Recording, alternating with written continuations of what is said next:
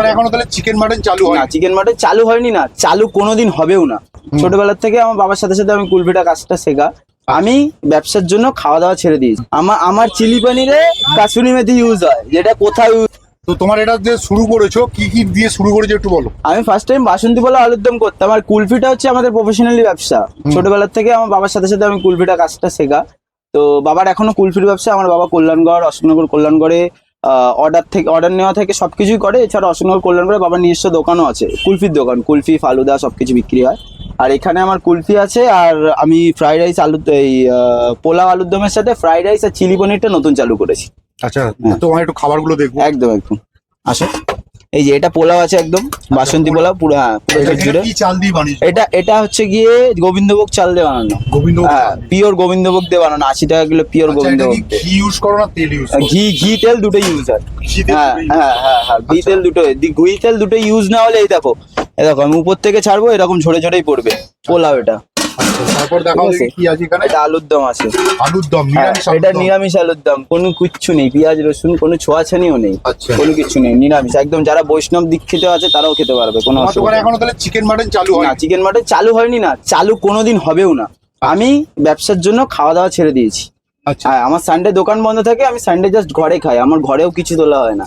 আমি এরকম পুরোটাই নিরামিষের উপরে চলে। এই বয়সে নিরামিষ খাবার দাবার কেন খাচ্ছ?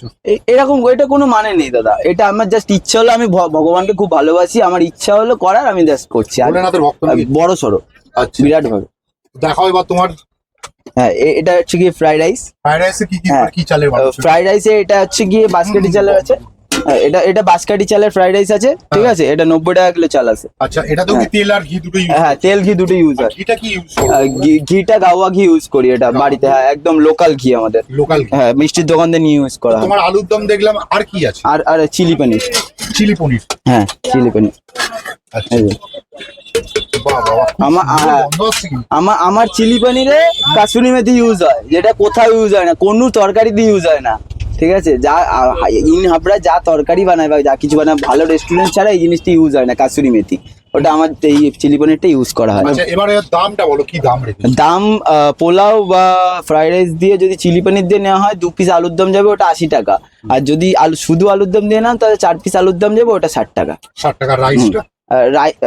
Fried rice same rice, rate সব সেম আছে। একটা 60, একটা 80। পনির দিয়ে নিলে 80, আর আলুর দম দিয়ে নিলে 60। তো কটা থেকে পাওয়া যাবে আর কি?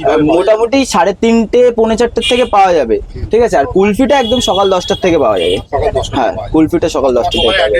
আমার দোকানের অ্যাড্রেস হাবড়া 1 নম্বর প্ল্যাটফর্ম, বনগাঁর দিকে একদম শেষে। বনগাঁর দিকে একদম শেষে।